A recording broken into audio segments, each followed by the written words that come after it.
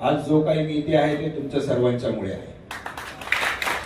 आम्ही सिद्धार्थ महाविद्यालयामध्ये शशीबाई नसतो ते इथपर्यंत येऊ शकलो असतो की नाही हा प्रश्नचिन्ह. जे काही शिकवले ते सिद्धार्थ महाविद्यालयाने शिकवलं.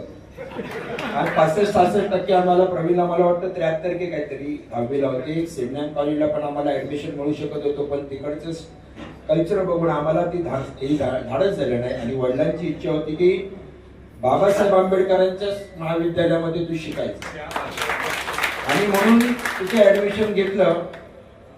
आणि कॉलेज सोडेपर्यंतचे सगळे आपण सगळे जण साथीदार आहोत. आजही ते क्षण डोळ्यासमोरून जात आहेत. सगळ्या आमच्या मैत्रिणींनी मुलांनी सगळ्यांनी ते संजय घाणीला उभं करायचं या निवडणुकीमध्ये. आणि त्या दिवसापासून आमचा प्रचार चालू झाला. माऊट कॅम्पेनिंग सगळे सर मजा यायची त्यावेळेला. रंग सगळे आपले पोस्टर घरून घडून आणायचो, पैसे नसायचे काय नाही, पण प्रत्येक जण आमचा मित्र मैत्रिणी सगळे दीपिका आहे बरोबर की नाही, हे भिंती रंगून सगळे आणि भरपूर प्रचंड मताने व्यक्ती निवडून आले. त्यावेळेमध्ये जी काही दादागिरी चालायची मुलींवरती त्या ठिकाणी त्यांच्यावरती वाईट प्रसंग यायचे हे आम्ही सुधारवलं. कारण त्या भायकाळा सातरस्ता आणि आमच्या सगळ्या ताडवडी ह्या सगळ्या भागाचं एक वजन निर्माण झाल्यामुळे वाईट जी प्रवृत्ती होती ती तिथून निघून गेली. तर एकत्र येऊन आम्ही कल्चरल ऍक्टिव्हिटी बंद झालेल्या आमच्या चालू केल्या. आम्ही एकांकिका सुरू झाल्या सर, आमच्या स्पोर्ट्स ऍक्टिव्हिटी चालू झाल्या.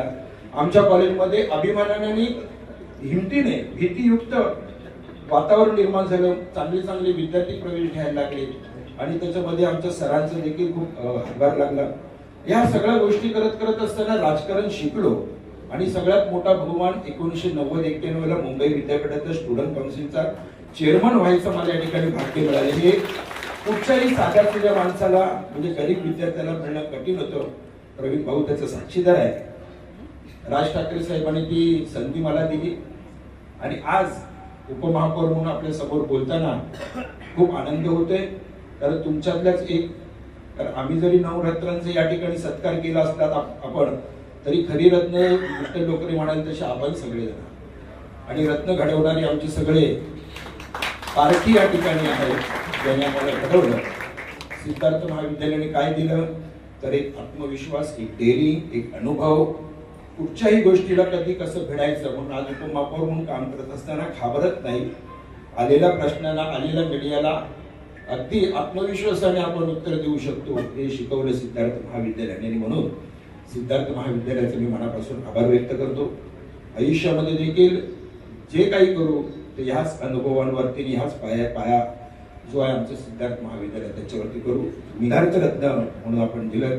एका रत्नाने दुसऱ्या रत्नाला दिलेला हा बहुमान आहे आणि त्याचे साक्षीदार या ठिकाणी रत्न घडवणारे सगळे मंडळी आहेत. तुम्हाला सर्वांना मी पुनश्च एकदा साष्टांग नमस्कार करतोय, थांबतो. जय हिंद, जय महाराष्ट्र, जय भीम.